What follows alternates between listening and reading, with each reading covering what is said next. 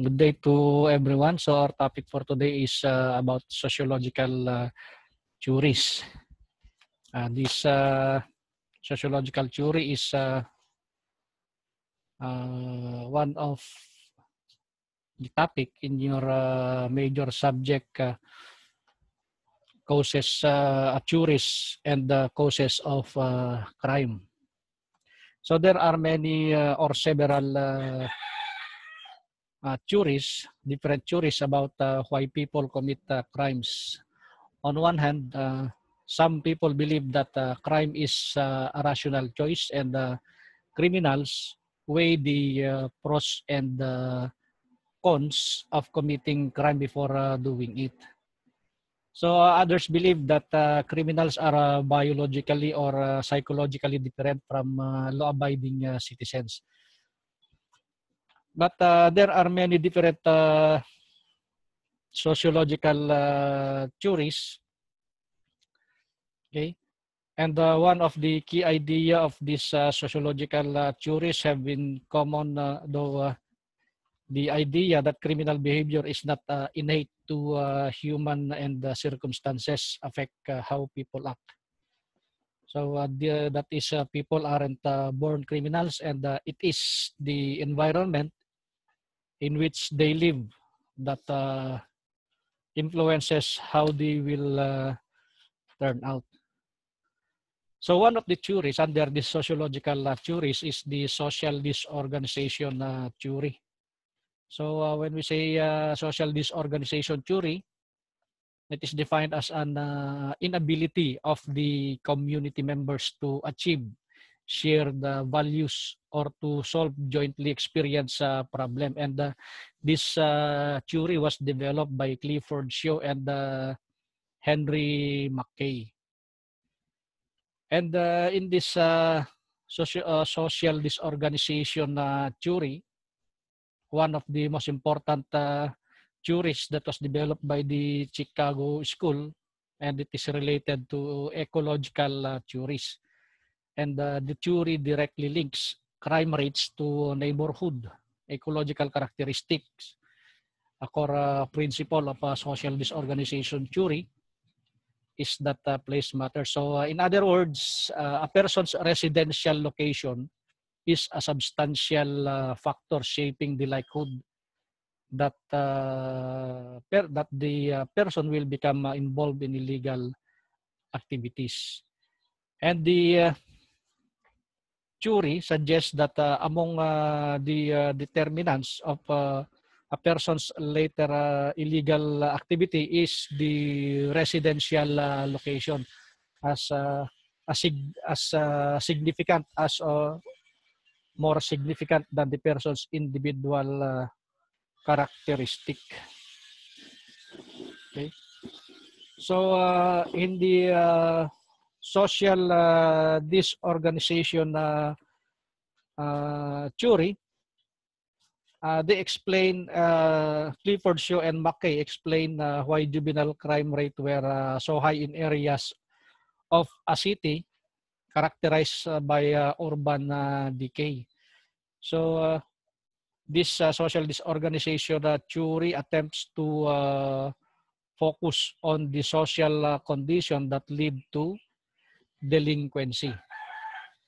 And this theory is not intended to apply to all types of crime, just street crime and the neighborhood level.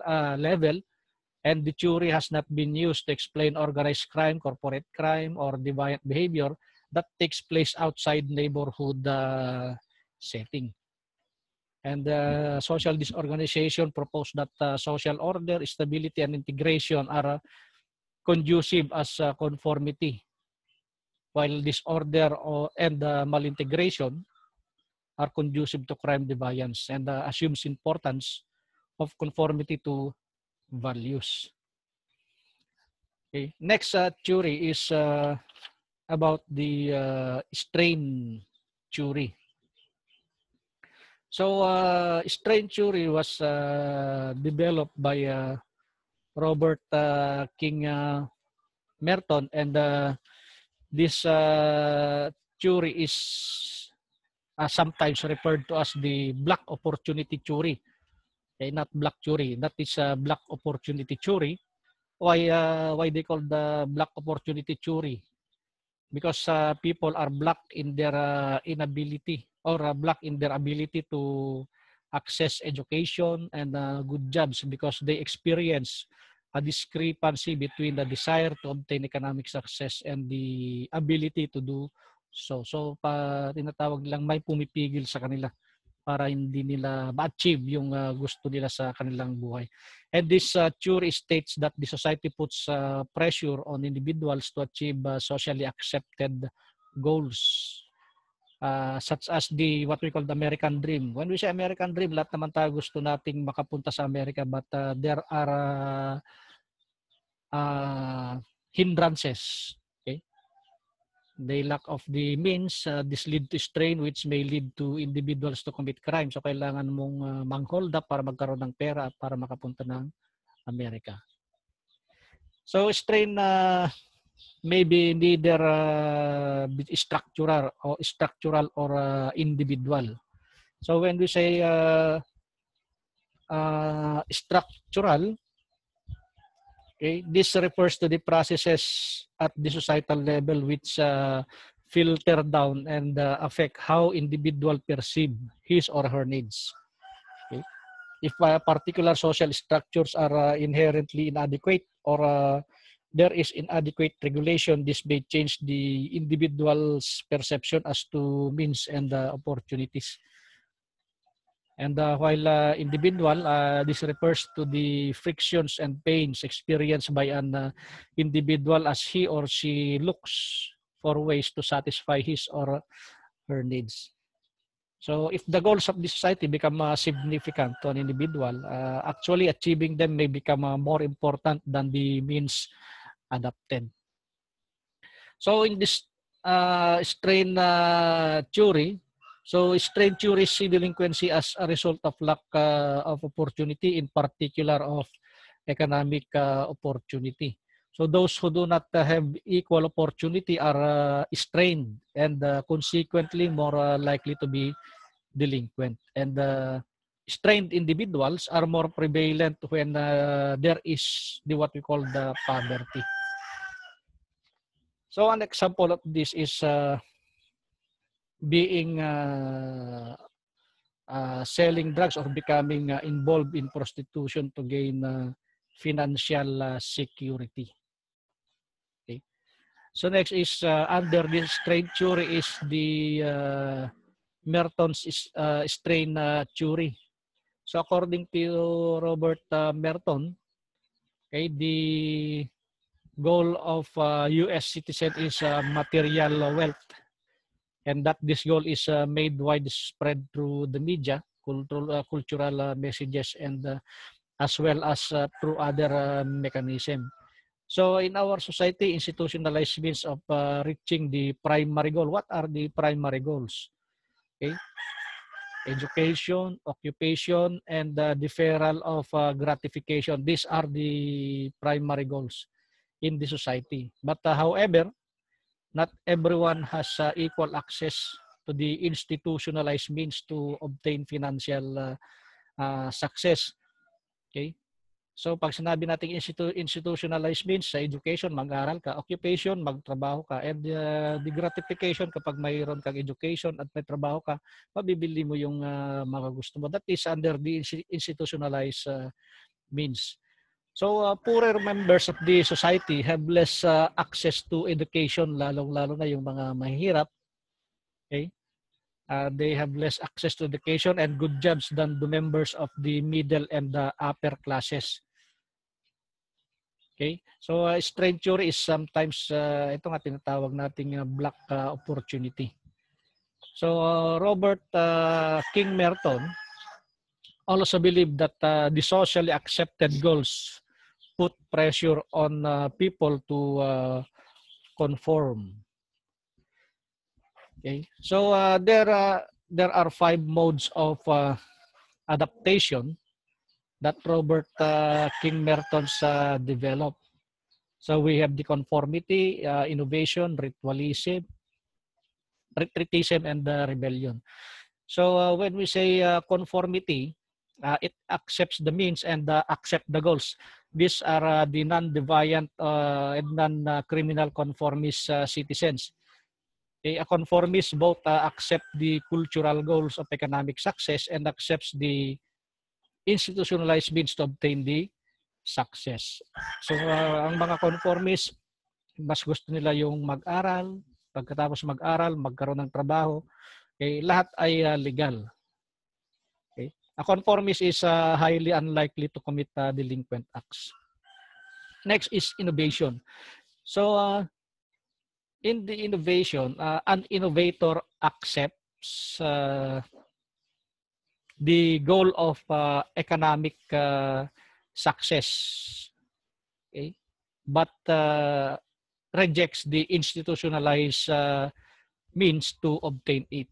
In this adaptation, the individual invents new means to obtain economic success other than education and employment. For example, is the innovator may commit offenses such as drug selling, robbery, fraud, bribery, and prostitution in an effort to obtain financial success. So innovators want to be financially successful and will commit delinquent acts that move them forward to this goal. And innovation is the mode of adaptation that is most likely to lead to delinquency. So as you can see, innovation, it rejects the means, but it accepts the goals. These are the factors like poor educational qualification, unemployment mean that some people can achieve goals by approved means. So they turn to crime as an alternative. So another one is ritualism.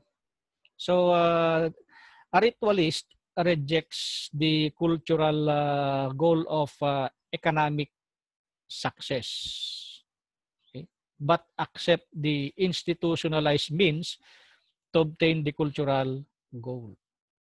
So a ritualist respond to strain by lowering their aspiration for financial success, but they still accept the means to obtain it, such as employment and education. But it is unlikely that ritualists who are heavily represented in the lower middle class will commit delinquent acts. So dito sa ritualist, give up on achieving goals but stick to means.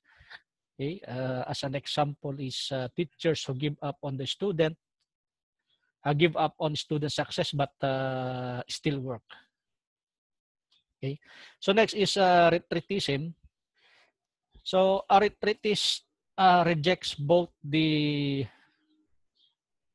cultural goal of economic success and any institutionalized means to obtain it, like dropouts, drug addicts, or tramps, okay, who give up altogether. Lahat ayaw nang mag-aral, ayaw ding magtrabaho. Okay, so retreatists do not aspire to financial success, nor are they concerned with education and employment. They frequently escape into drug addiction and may commit crimes to support their drug use. And the retreatist strain is reduced by abandoning both the goal and the means to obtain it. And the last one is rebellion. Okay, when we say rebellion, a rebel rejects, okay? A rebel rejects the cultural goals. Ito, nire-reject, kaya naka-X. It rejects the cultural goal and the means, okay, to attain it, but substitute new goals, okay, and new means to obtain them. So this adaptation is likely to lead to delinquency and can be represented by some gangs, militias, cults, so yung mga kulto, and countercultures. And delinquency is likely to occur among rebels, but it will not be as prevalent as delinquency among innovator. So rebellion rejects these existing social goals and means, but substitute new ones to create a new society, like revolutionaries or members of some religious SEC. So these are the 5 modes of adaptation developed by Robert King Merton. Okay, so what are the major types of strain? So the major types of strain, okay, the others prevent you from achieving your goals, okay, and the other one is other takes you others take things you have value or present you with negative or nauseous stimuli. Okay, so and Robert Agnew focused on the failure of the three related failure to achieve these three related goal. We have the money, we have the status, respect, and the autonomy from adults. So while strain may result from the failure to achieve a variety of goals, so Agnew and others focus on the failure of these three. Okay, first is the money, perhaps the central goal in the United States. Hindi lang sa United States, lahat tayo. That our central goal is money. So all people, poor as well as rich, are encouraged to work hard so that they might make a lot of money. Okay? This is especially true for poor people, but it is true for many middle-class people with lofty goals as well. So as a consequence, such people experience strain and they may attempt to get money through illegal channels, such as what are these illegal channels, such as theft, selling drugs, and prostitutions. And there are some studies that provide some support for this argument. And criminals and delinquents often report that they engage in income-generating crime because they want money but cannot easily get in any other way. And some data also suggests that crime is more common among people who are dissatisfied with their monetary situations, with such dissatisfaction being higher among lower-class people and people who state that they want a lot of money. And the other one is status and respect. Closely related to the desire of money. Okay, people want to be positively regarded by others and they want to be treated respectfully by others. Okay, gusto kasi natin na nire-respeto tayo ng ibang tao. Okay, which at a minimum involves being treated in just or a fair manner. So while people have a general desire for status and respect, okay, according to James Messersmith, argue that the desire for masculine status is especially relevant to crime. So there are class and race differences in views about what it means to be a man. Although such views emphasize traits like independence, dominance, toughness, competitiveness, and heterosexuality. So many males, especially those who are young, lower class, and members of minority groups, experience difficulties in satisfying their desire to be viewed and treated as men. So these people may attempt to accomplish masculinity through crime. Okay? Gusto nilang patunayan yung kanilang pagiging masculine sa pamamagitan ng paggawa ng krimen. And they may attempt to coerce others into giving them the respect they believe they deserve as real men. Okay. So, and the last one is the autonomy from adults. So when we say autonomy, it may be defined as power over oneself, the ability to resist the demands of others and engage in action with the permission of others. So adolescents are often encouraged to be autonomous but they are frequently denied autonomy by adults, yung mas mga matatanda. And this denial of autonomy may lead to delinquency for several reasons. Okay, delinquency may be a means of asserting autonomy, like sexual intercourse or disorderly behavior, and achieving autonomy, like stealing money to gain financial independence from parents or venting frustration against those who deny autonomy. So, in addition to the failure to achieve one's goal, strain may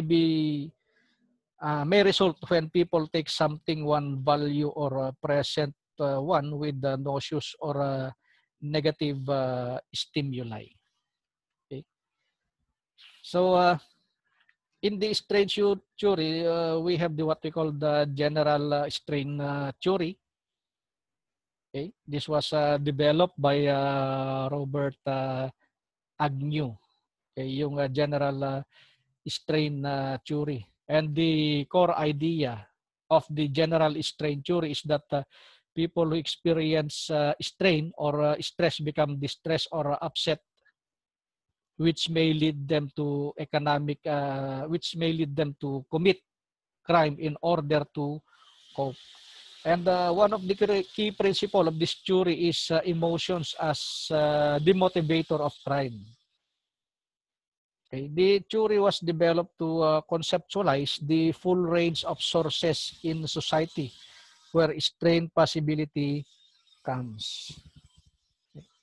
So also the general strain theory also focuses on the perspective of goals for status, expectation, and class rather than focusing on money, like the Merton's theory. Okay? Ang Merton's theory kasi is more focusing on money. Okay? Example of general strain theory are people who use illegal drugs to make them feel better, or a student assaulting his peers to end on harassment they cause. Okay?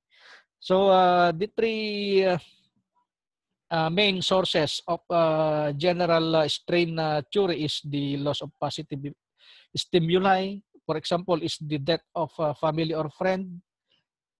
And the other one is the presentation of negative stimuli, okay, such as the physical and verbal assault. And the third one is the inability to reach the desired goal. Yung hindi mo nakamit yung minimit mo sa buhay. That is that will lead to delinquent acts. Okay. So another one is social learning theory. So when we say the social learning theory, people develop motivation to commit crime and the skills to commit crime through the people they associate with. So this social learning theory is a theory of learning and social behavior which proposes new behaviors can be acquired by observing and imitating others. So in the social learning theory, okay, the learning is a cognitive process that takes place in a social context and can occur purely through the observation or direct instruction, even in the absence of motor reproduction or direct reinforcement. Okay, so in addition to this, the observation of behavior, learning also occurs through the observation of rewards and punishment. This process is known as vicarious reinforcement. Okay, so in this social learning theory, people learn through through observing others' behavior, attitudes, and outcomes of those behavior. So most human behavior is learned observationally through modeling. From observing others, one forms an idea of how your behaviors are performed, and on later occasions, this coded information serves as a guide for action. Okay. So next is the or an example of this social learning theory is the children who pay attention to some of the people or the what we call models and encode their behavior, and yung bang mga nakikita ng mga bata sa mga matatanda na pwede nilang gayahin. And also, social learning theory has sometimes been called a bridge between the behaviorist and the cognitive learning theories because it encompasses the attention, memory, and motivation. Okay. So the routine activity theory, okay, it was formulated by Lawrence Cohen and Marcus Felson. So in this routine activity theory, there are many theories around that attempt to explain how and why crimes occur. But this routine activity theory is a well-known theory which provide a straightforward explanation of why crimes occur. It can be used as a practical tool by crime reduction or prevention practitioners to analyze crime problems. So the routine activity theory argues that when a crime occurs, there are three things to happen at the same time and in the same space. So these are the specific criteria in order for a crime to be committed according to the routine activity theory. Okay. First is the suitable target. Second is motivated offender, and lack of suitable guardian. So in the suitable target, the first condition for crime is that a suitable target must be available. Dapat mayroong suitable target. The word target has been chosen carefully rather than other words such as victim. So there are three major categories of target, and a target can be either a person, an object, or a place. Okay, sa person being such as a human that has certain capacities or attributes, okay, such as reason, morality, consciousness, and self-consciousness. Okay, so as an object, anything that is visible or tangible and is relatively stable in form, that something material that may be perceived by the senses. And place, an area with definite or indefinite boundaries, or a portion of space, a location, settlement, or a populated place is likely to have a well-defined name, but a boundary which is not well-defined varies by context. Okay. So another one is the motivated offender. Okay, when a suitable target is unprotected by a capable guardian, there is a chance that a crime will take place. Okay, so this element picture that a likely offender has to be present. Okay, and the routine activity theory looks at crime from the offender's point of view. And a crime will only be committed if a likely offender thinks that a target is suitable. Okay, and a capable guardian is absent. So the capable guardian is one of the element of this crime. The absence or the lack of suitable guardians, okay, is one of the element. Okay. The first condition for crime is that there must be a suitable target present. Okay. A capable guardian is anything, either a person or a thing that discourages crime from taking place. This can be formal or informal. Okay, some example of capable guardians: the police.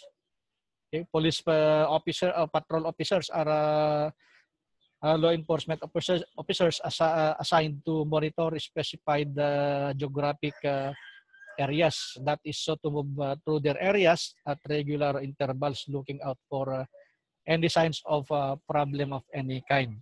Another is the security guards, neighborhood watch group. ano pa, closed circuit television system or yung CCTV natin, those are suitable guardian natin. Okay. So that is under the routine activity theory. So another one is the differential association theory. So in the differential association theory, it was proposed and developed by Edwin Sutherland. So have you ever asked yourself why certain individuals become criminals? So the differential association theory is a theory in a crime differential association theory suggests that individuals who commit deviant acts are influenced to do so by primary groups and intimate social contacts. So the degree of influence one receives from message favoring deviant behavior varies by intensity, the priority, the frequency, and the duration. Okay.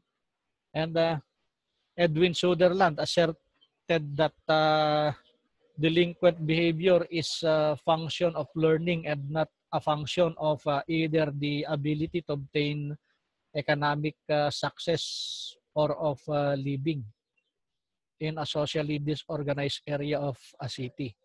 So the theory that delinquency results from social interaction and learning. Okay.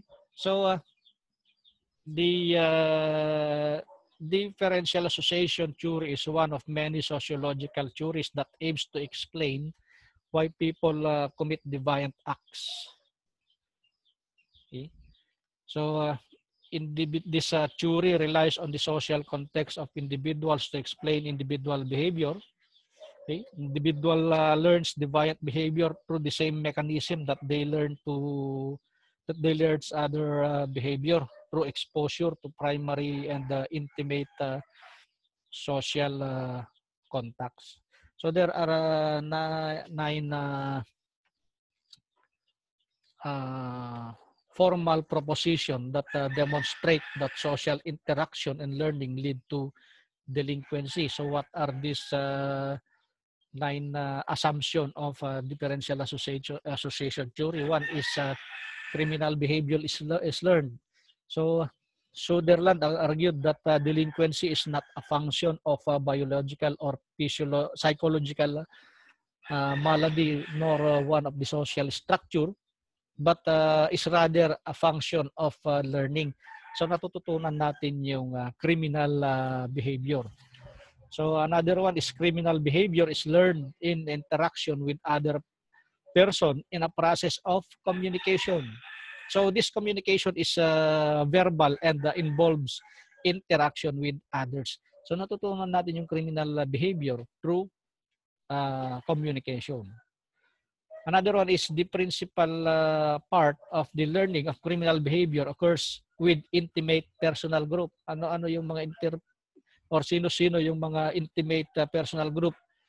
Okay? So learning involved interaction with the significant such as our parents, siblings, and peers. So the families and peers have the greatest influence on learning delinquent behavior and attitudes.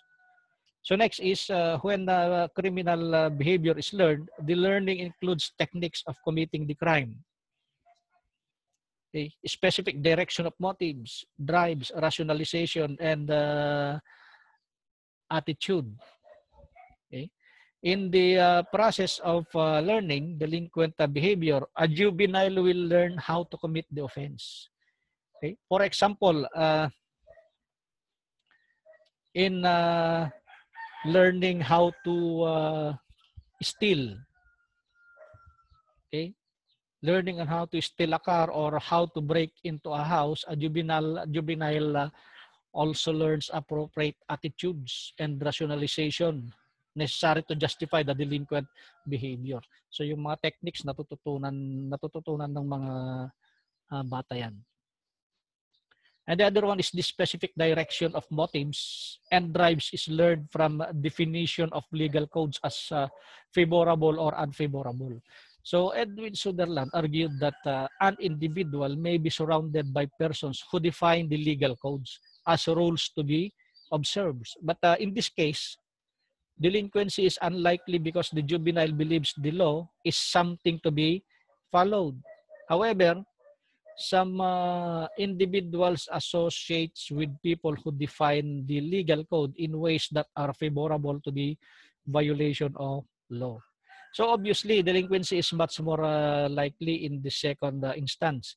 Okay, for example, is the age of criminal liability is 18 years and above. So alam naman ng mga bata na 18 years old below, hindi sila pwedeng huliin, or 15 years below, totally wala silang criminal liability. So sila yung mga ginagamit ng mga criminals. So next is a person becomes delinquent because of an excess definitions favorable to violation of the law over definition of the law. So a favorable definition occurs when a youth is exposed to ideas or behavior that are deviant. So when through association with others, a juvenile has obtained more definitions that are favorable to the violation of the law than are unfavorable, then delinquency is likely occur. So this principle explains why delinquents may think that some delinquent acts are appropriate while others are not. For example, is a juvenile may think that committing burglary is appropriate by committing robbery is wrong. So that is the example. So the next is differential association may vary in frequency, duration, priority, and intensity. So association with delinquent or non-delinquent behavior vary depending on the quality and the number of social interaction. So in the frequency and the duration of the interaction will determine how much attention juveniles will pay to definitions. So they will pay more attention to definitions obtained from those who are frequent contacts, yung lagi nilang nakakasama, or from those with whom they have been in contact for a long time, for a long period of time. So that therefore, family and peers have more impact on learning of delinquency than others who have less contact with the juveniles. So priority also involves the importance of delinquents, of non-delinquent behavior to the juvenile. And Edwin Sutherland assumed that when lawful behavior developed in early childhood, it was likely to persist throughout life. Okay. So when delinquent behavior develop in early childhood, pag ang behavior ay ang pagka-delinquente ay na-develop simula pa nung bata, so it was also likely persist. Okay. So the intensity involves the prestige of the source of a delinquent or non-delinquent pattern and the emotional reactions related to the association. Okay. So the next one is the process of learning criminal behavior by association with criminal and anti-criminal patterns involve all the mechanisms that are involved in any other learning. Okay. So learning delinquent behavior is not different than learning any other behavior. So and the last one is while criminal behavior is an expression of general needs and values, it is not explained by those general needs and values, since non-criminal behavior is an expression of these same needs and values. So Edwin Sutherland argued that thieves steal in order, yung mga magnanakaw, okay, in order to obtain money. But workers work to obtain money as well. So one cannot say that juvenile commits a delinquent act to get money, because that is the same reason why another juvenile works at a local restaurant. So in other words, the need for money explains unlawful behavior as well as it explains lawful behavior. Okay. So next is the containment theory. Okay. So the containment theory was developed by Walter Reckless. Okay. So social control theories posit that crime and delinquency occur among members of in the society because the individual's behavior is not well regulated. So this theory suggests that individuals are pushed and pulled into crime. Okay. So the pushes are the elements that pressure individuals to engage in delinquency, while the pulls draw individuals away from accepted forms and behavior. So the theory states that pushes and pulls are buffered by inner and outer containments. Okay, so the inner containment includes the self-concept, orientation, frustration, tolerance, and norm, commitment, and retention. So while the outer containment, it includes the social environment in which the individual resides and reflects socialization with the community. Okay, so Walter Reckless form this four motivating and restraining forces for delinquency. First is the inner pressure or and the pulse. So this inner pressure and pulse may lead juveniles to toward committing delinquent acts.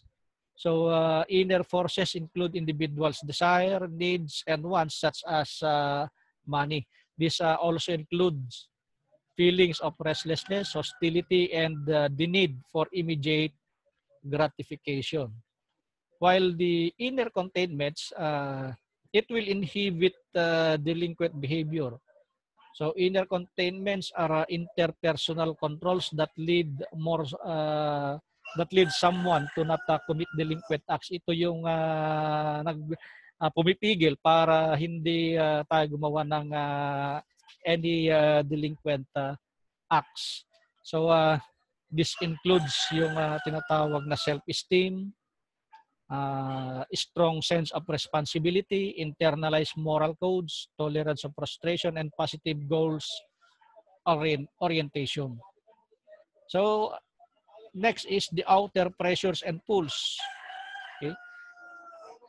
These outer pressures and pulls lead to delinquent behavior. So these are the external pressures in the environment that may lead to delinquency.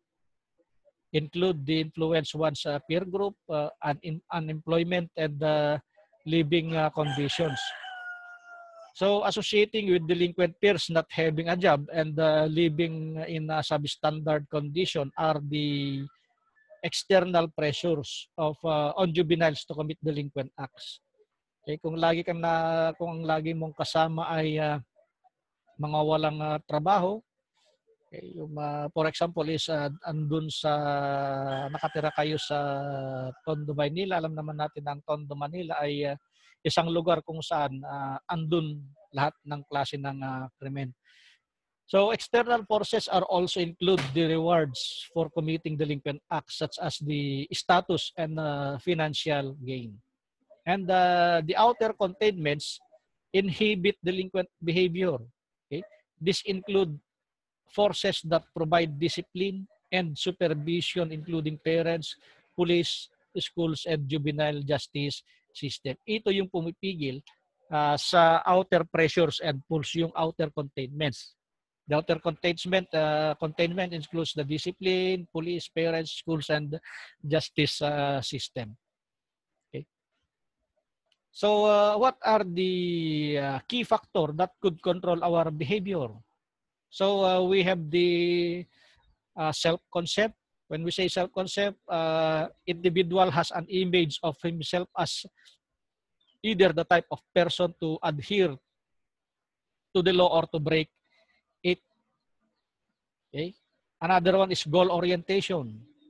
Okay. In reference to a person having a sense of direction in life, a purpose of an aspiration towards a goal which is realistic and achievable in a legitimate way. And frustration tolerance, it considers that there must be biophysical desires that urge us towards deviant behavior that are compounded by society frustrating or thwarting our success due to different opportunities available as. And the norm retention, this is the adherence and acceptance of goals, acceptance of laws, codes, norms, custom, and so on. Okay. So for containment theory, however, the problem was not norm retention so much as norm erosion. So for example, what were the processes by which containment become eroded? So containment theory thus considered crime and delinquency to be a product of a modern world.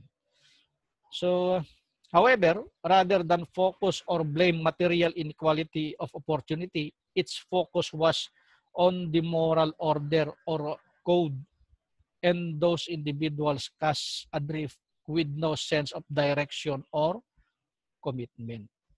Okay.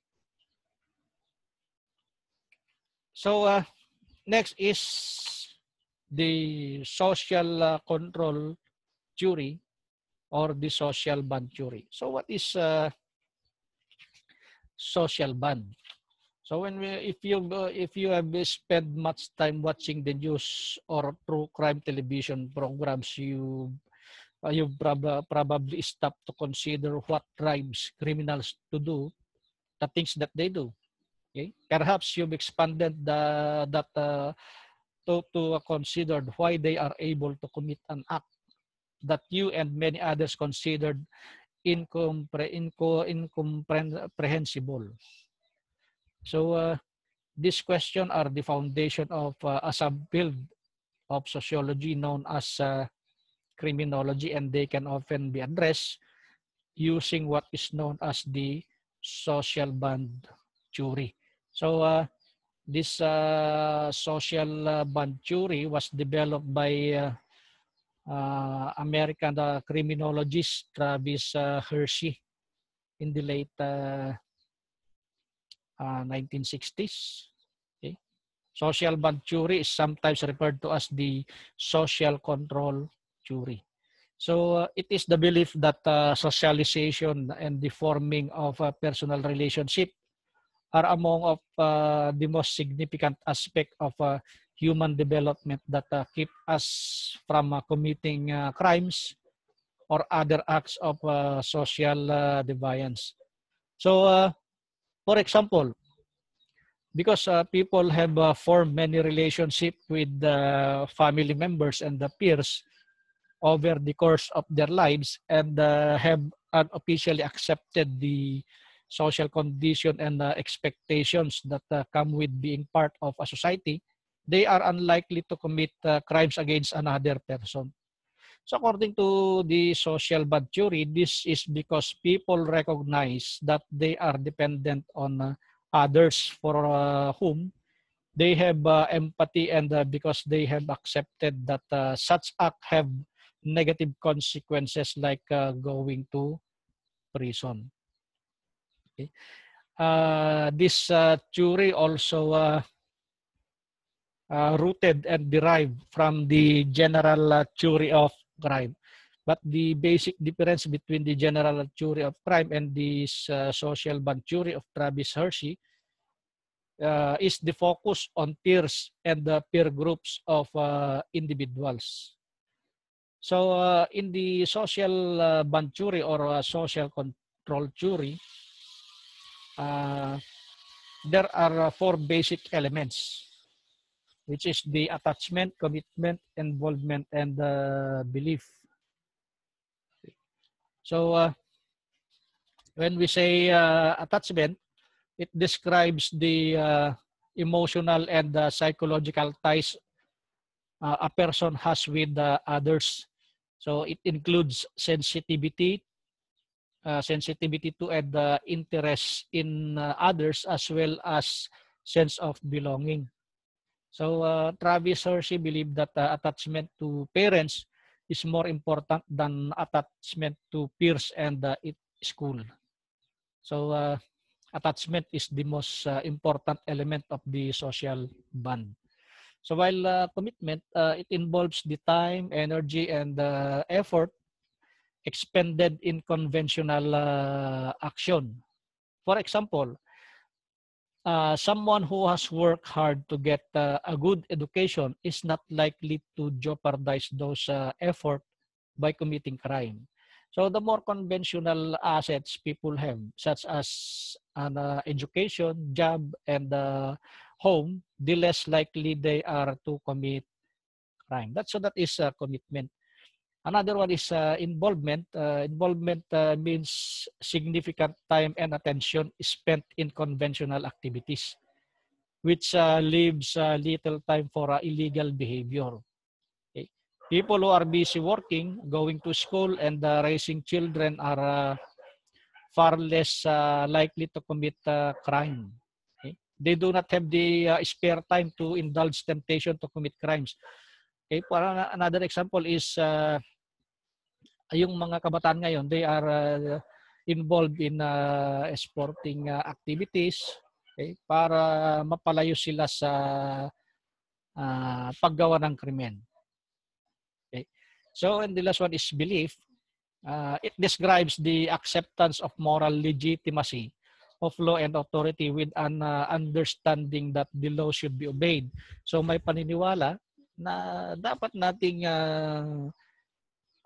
sundin yung mga batas na yan, okay, para mapalayo tayo sa paggawa ng krimen. So these are the four elements of social bond. So the other one is the life course theory. So the life course perspective is a broad approach that can be used in a variety of subject matters such as the psychology, biology, history, and also criminology. So as a theory, the denotation establishes the connection between a pattern of life events and the action that a human performs. The life course theory or the life course approach, also known as the life course perspective or life course theory, refers to an approach developed in the 1960s for analyzing people's lives within structural, social, and cultural context. And the history of the theory partially stems from the 1920s theorist Karl Mannheim, who wrote the groundbreaking dissertation. Okay. So the sociological problem of generations. Although Mannheim does not explicitly generate a full-fledged theory, he demonstrates the findings of how the human experiences, specifically undergone in childhood, shape their ultimate outcome. Okay, so life course theory is a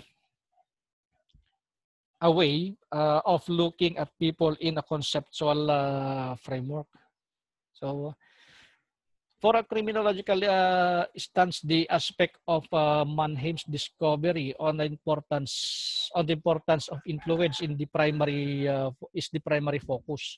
Although Mannheim's research helped expand the life course approach, okay, generally in the social sciences field. The contemporary criminological approaches to life course theory place emphasis on the factors occurring in its phase of life. Ano yung phase of life natin? Classified as childhood, adolescence, and adulthood. Okay? And how these factors play a role in the participation of criminal behavior. So, a common factors in childhood stage would include the developmental event concerning mainly parental guidance or lack thereof. So common factors throughout childhood is one of the parent is the one parent household case in which studies have shown because a higher risk of criminal activity later in one's life, yung single parent. Okay. So viewing its person as a product of their genetics and environment, resulting in a pathway that significantly imparts their health and health care. So the factors or experiences throughout human life aid in life course theories attempt to explain why certain individuals are more prone to life of crime while others have the lower probability. Okay. So the life course theory, okay, uh, put plainly in simply is too broad. Okay? The consensus deciding that the life course model expand on the general criminological theories, including learning, strain, control, and rational choice. Okay. So the social institution face challenges when the key components in this life course theory, such as the parents, are missing in the equations. If a parent is missing due to incarceration of their child, are at a higher risk of engaging in criminal behavior based on several theories, including this life course theory. Okay. The next one is Emil Durkheim anomy theory. So, as the father of criminal sociology and functionalists, Emil Durkheim provides a variety of explanation of society's ills like crime and deviance. So anomy causes society to become less integrated and more individualistic. And also anomy causes individuals to look out for themselves rather than the community. So Emil Durkheim developed the term anomy to explain why some people became dysfunctional and turned to crime. Okay. Emil Durkheim asserts that man is a product of his social environment. The socialization begins at birth and continues through language and interaction with other people. So the basis of his theory rests on the idea that the conscious collective of a society varies alongside the division of labor. So according to Durkheim, one of the pivotal points in history in terms of crime and deviance was the Industrial Revolution. As this revolution evolves, there was a steep increase in immigrant migration into the United States. Okay, so with this increase of immigration and the evolution towards a modern, more modern society, came rising levels of individualism, flexibility, and diversity amongst belief system. So this was the first sign of problems in the new society. Okay. So the imbalance, this imbalance, according to Durkheim, so anomy reflects a sense of normlessness or the lack of norms, the lack of any societal norms that spurs the tendency to act in a deviant way. So in general terms, Durkheim's theory of anomy proposes that because of industrialization and the need for cheap labor in this newly modern society, the influx of immigrants inherently brought with them their own set of norms and values. Okay. So what are those social origins of crime? So as previously stated, that the fragmentation among society from the evolution to a more industrial and modern society and the anomic division of labor provide the basis for crime and deviance. So this division of labor emerged as a result of the needs of a society which has integrated interactive network. Okay. So while Durkheim theorized that there is a bundle of social facts or empirical facts describing societal tendencies that determine individual qualities. So what he deemed egoistic or anomic suicide were those that describe weak social integration and failed moral regulation as seen through the conclusion that Protestants. Okay.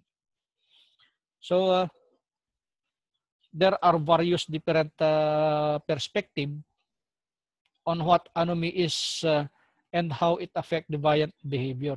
So on one hand, Durkheim claims that anomy refers to the ill-formulated goals with the culture of an industrial society. Okay? While Robert Merton relied on the Marxist explanation of anomy, which claims that there is a normlessness due to the inadequate means available to fulfill society's goal. So this strain of anomic theory is also called as the institutional anomy theory. So this position incorporates the idea that if the market economy is left unregulated by other institutions, it will ultimately be obtrusive to society. So according to Merton, this notion of anomy is a result of uneven distribution of opportunities in the social structure because it fails to live up to its promise of equal opportunity. Okay. So as Durkheim theory has progressed as a basis of modern theory and policy, it has had to adapt to the values and the norms of an immensely modernized and industrialized society. So institutional anomy has become the primary basis to the concept of normlessness and the basis of crime and defiance in accord with the concept of anomy that Durkheim asserted initially. So in short, institutional anomy describes a society in which economic values like monetary success penetrate non-economic institutions and like family, education, and family. So from there, community values and social bonds are weakened, ultimately causing social control over self-preserving behavior like defiance and crime to be vastly reduced. Okay. So currently, the culturally defined goals are wealth and material success, and that happiness is equivalent to these goals. Thus, the institutionalized means to acquire these goals that are hard work and education. Okay. So next is the self-derogation theory. So according to self-esteem model of defiance, juveniles may become involved in delinquency as a response to negative self-attitudes. So, but in particular, self-derogation theory predicts that low self-esteem motivates youth to try out delinquent activities that are aimed at restoring self-esteem. While the correlation between the self-esteem and the delinquency has been widely studied, the proposition that delinquent behavior can have self-enhancing effect remains uncertain and undocumented. So the self-derogation theory of delinquency is grounded in the assumption that all persons have a basic need to think well of themselves and to avoid the negative self-evaluation. Okay.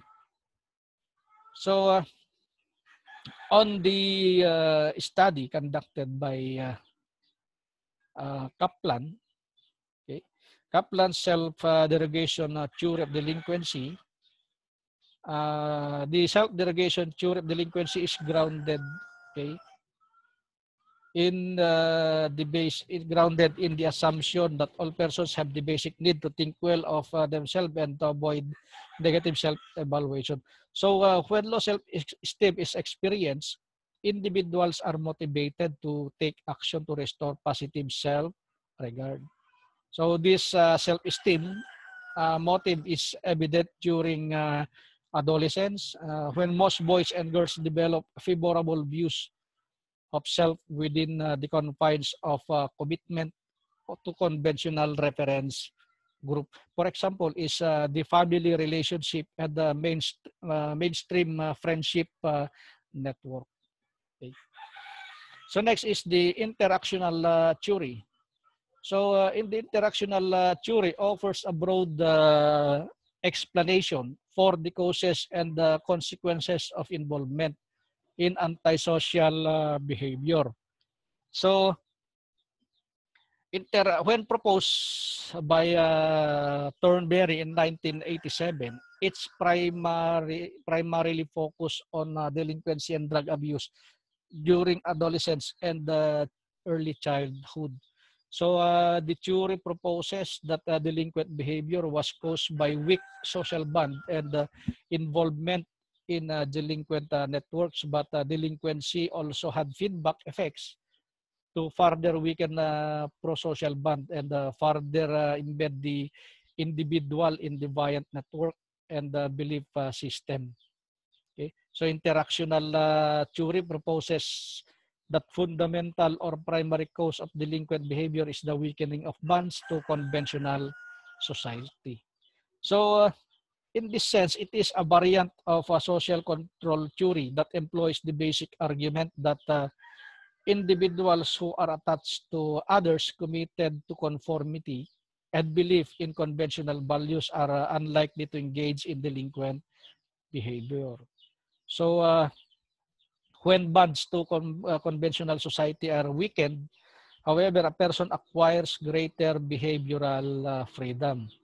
So no longer bound to the straight and narrow, a number of alternatives become available to individuals, including the opportunity to engage in delinquent behavior.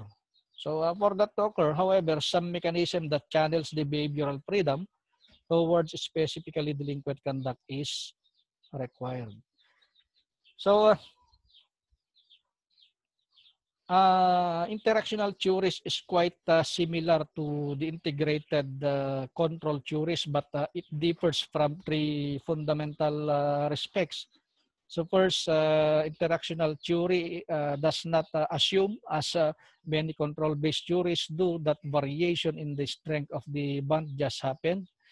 And it does not assume that causal models are stable over the life course. And also, it does not assume that causal influences are overwhelmingly and unidirectional and that delinquency is merely an outcome variable. Okay.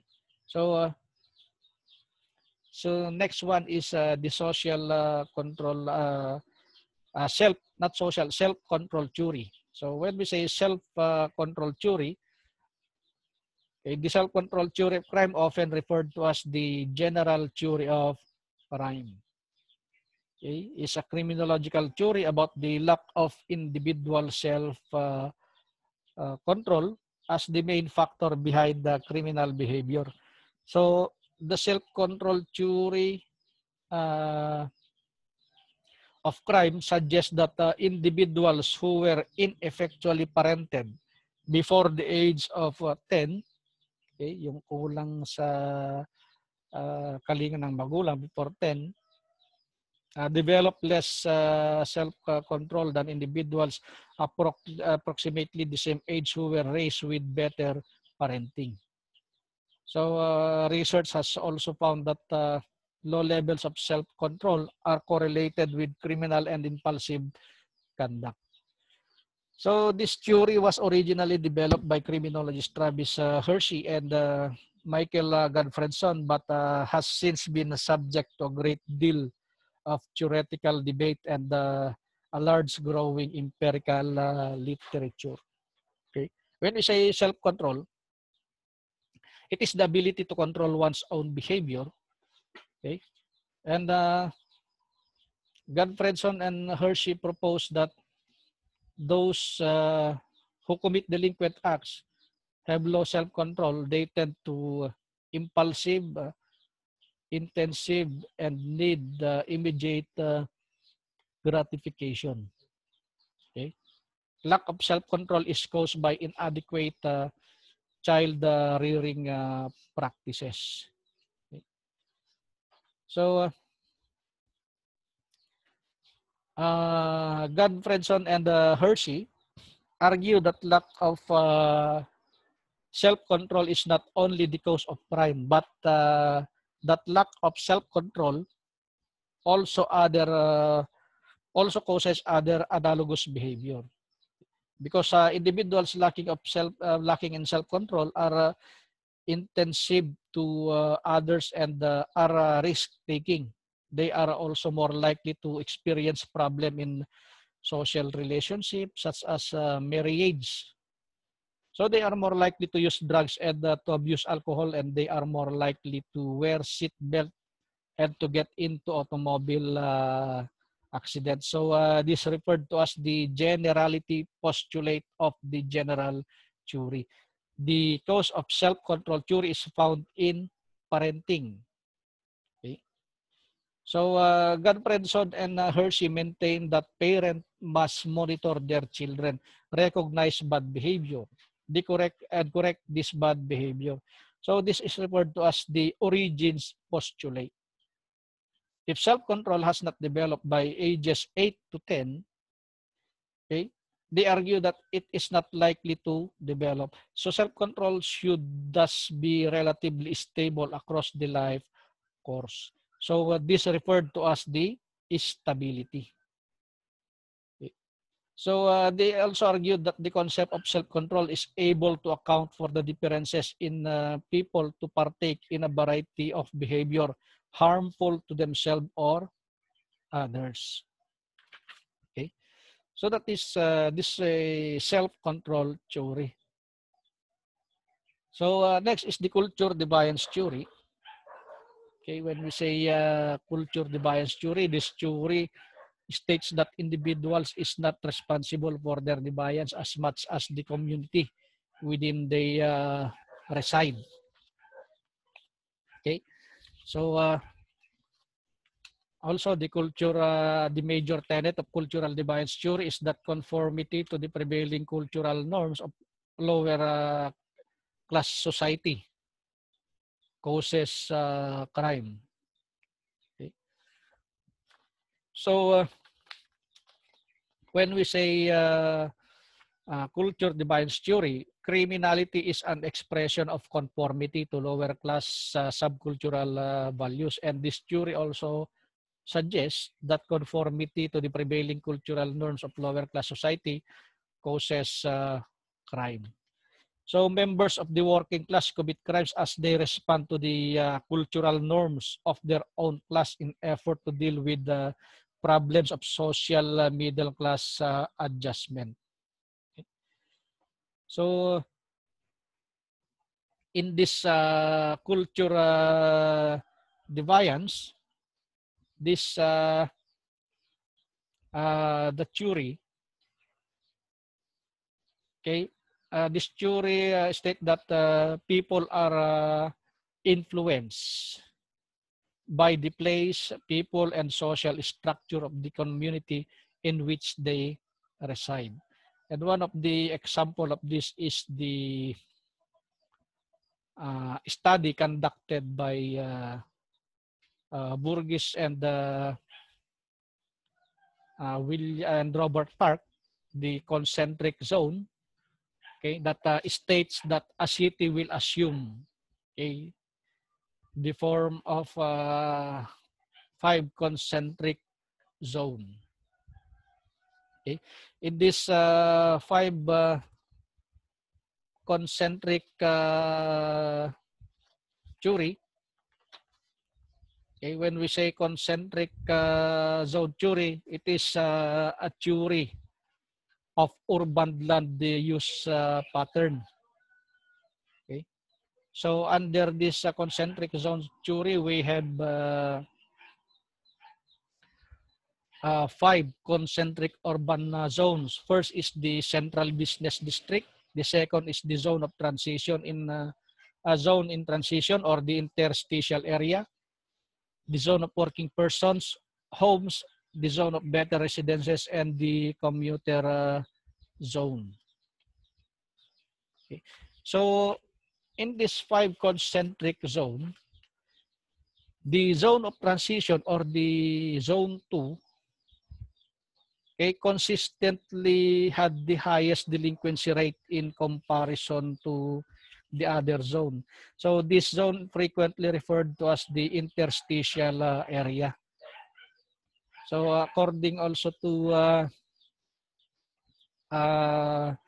Shio Ed McKay, because they also mapped the delinquency rate and found that delinquent pattern were distributed in this 5 concentric circle, moving from the central business district to the suburbs. So in this zone of transition, they argued that factors in the environmental of this interstitial area of a city led to delinquency. So when we say interstitial area, this is the area of a city characterized by high delinquency rate, in which factories and commercial establishment exist along with private residences. Ito yung zone number 2 natin. Okay. So, what are the characteristics of these interstitial areas? So, we have the cultural heterogeneity, mobility, and poverty. So, when we say cultural heterogeneity, neighbors who may not understand each other's cultural differences, yung hindi sila magkakasundo kung ano yung kulturang meron sila. Okay? And would not interact. So limited group cohesion in the neighborhoods due to the cultural heterogeneity made the delinquency more likely because informal social control mechanism were less powerful. And the mobility, individuals would obtain better jobs and move away from the zone of transition. So therefore, there was a rapid turnover in the population of interstitial areas, which hindered the development of a common set of neighborhood norms. This is the prescription for appropriate behaviors and values. And poverty, okay, those who live in poverty are more likely to commit delinquent. Okay, so this is the concentric zone theory. So next one is the feminism theory. So advocates of this theory reacts and highly criticize the male dominance explanation of crime causation and deviancy. It holds that crime causation and explanation of deviancy centered mainly on male offender. So thereby leaving a gap to and void as to the study and understanding the female offender and the deviancy. The perspective of this theory is women's victimization, delinquency, and gender inequality. So it is highly criticizes the traditional mainstream in criminology of stereotyping, where crimes and delinquency is heavily focused on male subjects, in which research on crime is mostly male offenders. So feminism approach attempts to examine if women delinquency and criminal behavior can be incorporated into the mainstream of deviance theory. So the contention of the advocates of feminism is that whether, for instance, the theory on anomy, social control tradition, and social disorganization theory can also be applied on women's delinquency. Okay. So there are 3 feminist schools of thought that emerge regarding deviance. Okay, one is the liberal, the second is the radical, and social feminism. So when we say liberal, women's deviance is a rational response to the gender discrimination that women experience at work, marriage, and other relationships, such as the lack of opportunity leads to lack of education, employment, which lead to deviance. So in this case,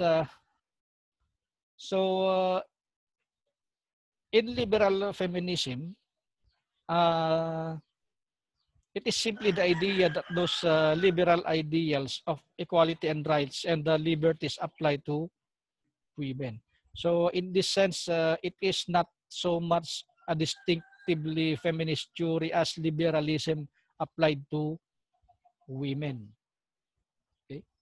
So liberal feminism has been particularly associated with the ideas of former equality and of equality of opportunity, although contemporary liberal theories as that of Ronald Dworkin also subscribe to strong principle of equality, such as equality of resources or equality of concern and respect. Okay. So next is radical feminism.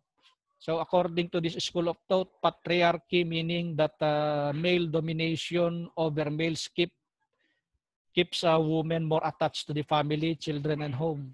So women are supposed to be domestically bound, so that when they detach from domestic roles, they are most likely to be singled out as a deviant.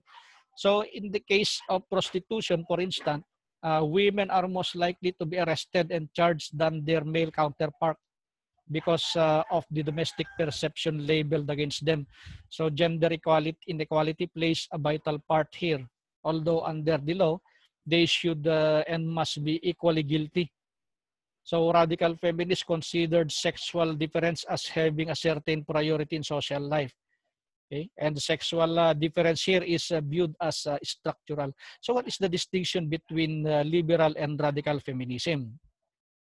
So radical feminist accepts the structural sexualization difference between men and women, but seeks to reverse the valuation of such variance. It does not argue for equality of both sexes, but seek greater recognition of the emotive, affective, and feminine in social practice. Okay? In contrast, liberal feminism often accept the hierarchical ordering, but seek to reverse the sexualization of the dichotomies, arguing that women are every bit as capable of reason as entitled to inhabit the public sphere, as capable of activity and intellectual power of objectivity as are men. So that is the distinction between liberal and radical feminism. So another one is the social feminism. This school of thought argues that women deviancy is the byproduct of exploitation of capitalism and patriarchy. So fewer economic resources, opportunities, and low-paying jobs availability are just left over of men who dominate capitalism. So women are exploited by capitalism and patriarchy, and as a result, they are left with only fewer opportunities. So this factor lead to deviancy. Okay. So according to the female criminality of Frida Adler, okay, female criminal activity is based on the access and opportunity. Okay. Adler further argued that as females become more independent, their crimes would be increased in severity. Okay. So according to Adler's theory, female commit crimes based on accessibility and opportunity inherent in a number of situations. So these situations are often influenced by females' socioeconomic status. So as female gain more independence in society, their access to more serious criminal opportunities increase. Okay. So prostitution, for instance, women have bodies to market. So in order to feed their needs, they become prostitute. So here they have an easy opportunity to make quick bucks or money without sweating it out, just like an ordinary worker do. And they can easily have access to such activity because sex easily sell. Okay, that is an example. So what is the access? Women have bodies to market. Okay, kaya nagiging prostitute sila. So what is the opportunity? Okay, they have easy opportunity to make money without sweating out. So that is an example of the female criminality of Frida Adler. Okay. So next is the differential oppression theory. So when we say differential oppression theory, the developmental ecological perspective provides a means of understanding how the oppression of children occurs within multiple social contexts that interrelate to produce harmful outcomes for children, because children lack lack of power due to their age, size, and lack of resources. So they are easy targets for adult oppression. Okay? Children are exposed to different level of types of oppression that vary depending on their age, level of development, socioeconomic, class, race, and belief and perception of their parents. So according to the theory of differential oppression, oppression leads to adaptive reaction by children. Okay? Passive acceptance, exercise of illegitimate coercive power, manipulation of one's peer, okay? And retaliation. So reducing these oppressive acts of adults and alleviating the damaging circumstances that characterize the social environment of children is critical to reducing the prevalence of juvenile delinquency and other problem behavior. Okay, so oppression thus restricts and prevent people from experiencing the essential attributes of human life, such as sentience, mobility, awareness, growth, autonomy, and will. So healthy child's development requires that the social context provide opportunities to fulfill physical, intellectual, psychological, and social development. Okay. So the prevalence of juvenile delinquency and other problem behavior is consistent with the developmental ecological perspective. So child development takes place within a set of embedded contexts that include both micro and macro level system and their interaction. Okay. So compared to adults, children have almost no choice regarding which they associate with and have limited resources available to influence others or to support themselves independently of adults. So therefore, they have the least access to resources that could allow them to negotiate changes in their environment. Compared to parents, compared to teachers and the other adults, authority figures, children are relatively powerless and expected to often required to submit to the power and authority of adults. So when this power is exercised to prevent children from attaining access to valued material and physiological resources, to deny children participation and self-determination, and to impede children from developing a sense of competence and self-efficacy, it becomes oppression. Okay.